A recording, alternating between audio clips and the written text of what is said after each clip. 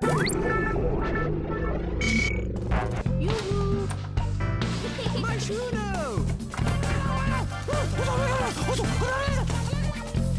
Sims is really, it's an amazing simulation slash game slash way of life. The Sims is a people simulator. You build up a family or friends, put them all in a house, buy them crap for their house, and let them live together in harmony. Probably the most interesting thing about The Sims is just it's being categorized as a game when it's actually more of just a toy. There's no beginning or end really. You just kind of play with really intelligent dolls. I would call The Sims a game, but it's a game that's kind of endless because until you turn it off and essentially kill them, you've got to continue to try and work and make them happy. It could be a game, but mostly it's you getting back at your parents. Like, that's what it is. It's you controlling people, their base instincts, who they are, their personalities, where they live, their social lives. It's a God complex, you know? It's fantastic. Actually, I always thought that was very strange about the game. You know, you can basically create and control the lives of people. It's almost like it was like a job that you didn't get paid for. You know, when this game started off, it was Sim City. Wow, I'm going to be an urban planner and make a city. Where you were just creating a city and kind of managing the way it grew and what it looked like. Then the game takes it a step further. They did SimCity 3000. So what did they do?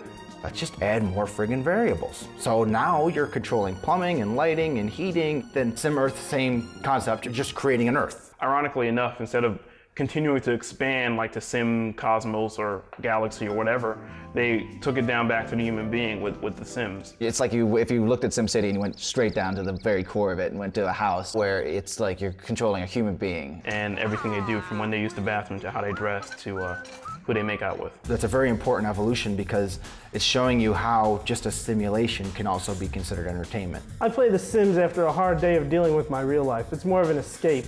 I can have my fantasy family on the computer, meanwhile everything behind me is going to hell. The Sims is a game that totally caught on with the female audience because I think it's kind of like shopping without spending real money. Also, it's not violent. Women aren't into a whole lot of violent games. You can actually gain personal relationships with these characters, especially if you play for long hours and hours and hours and days and days and days. This was the game where girls started playing it a lot and guys would complain, you know. It's like, good for you. Now you get to taste your own medicine, you know. Maybe I wanted to do it and you got your video game control up your butt. Now you can see what it's like. One of the cool things about The Sims is that you can develop your Sims personality. There's 5 attributes where you can assign points to. They're neat, outgoing, playful, nice, and active. They're kind of giving you every little piece of information that it takes to have a normal, happy life and just giving it to their audience and letting them decide which ones they want. My favorite thing to do is just assign all my points to one characteristic to give them neuroses.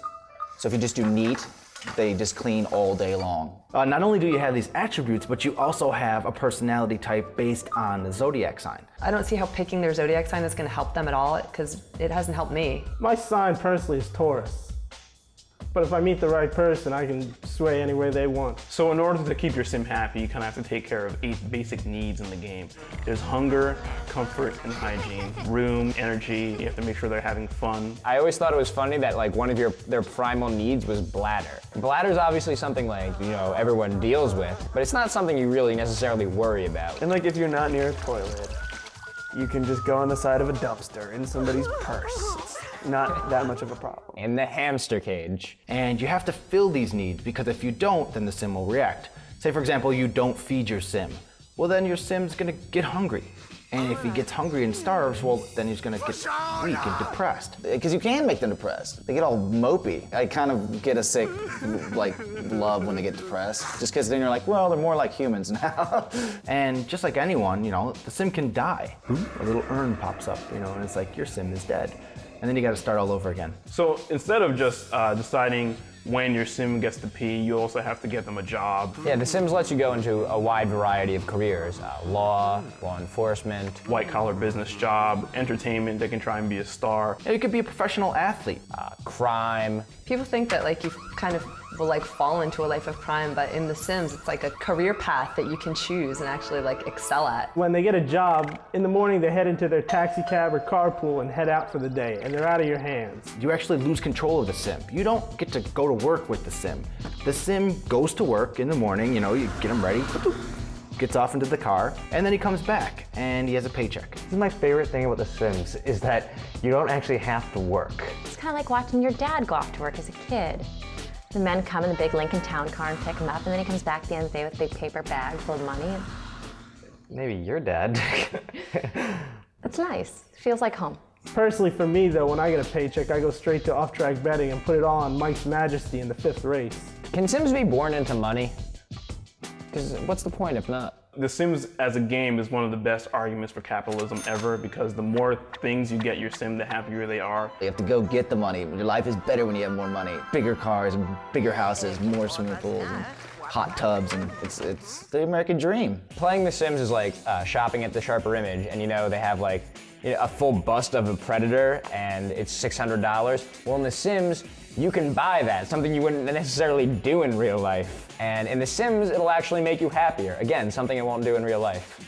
But it's like Sim Puff Daddy said, most Sim money, most Sim problems. So The Sims obviously is a mega popular franchise, and they came out with The Sims 2. The game looks great, but also there's some tweaks in the gameplay. Your Sims can reproduce, they can get married now. You also can make memories. They have imaginations, the Sims have fear. You can also influence what the kids are gonna look like. The possibilities are endless because it's a simulation of real life. The Sims is the biggest selling game ever. It's the #1 selling PC game of all time.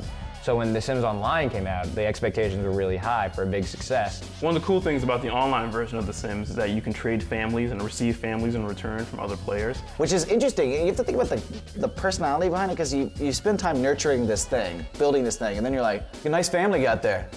Yeah, I like that. I like that. I like what you're doing with that little family there. You want to trade? I made my Sims family model after my own, and it's actually set a record for the least amount of downloads. So The Sims spun off eventually and created a new franchise called The Urb. It's taken The Sims out of the traditional suburban environment they've been in and putting them in the gritty city. People want to be able to relate to these games more. Someone who lives in an urban environment, who has no concept of what it's like to have a house with 2 cars and this, how are they going to relate? So you have to make this game relatable to them. And it's all about looking cool and becoming a superstar, having the best phone, the coolest friends, the coolest job, which I've not managed to do in this city at all. Well, I did come over here on a skateboard with my friends, who are all rappers. That's what urban life is like. For those of you who don't live in the city, you're missing out. It's all just skate parks, and we just rap all day long.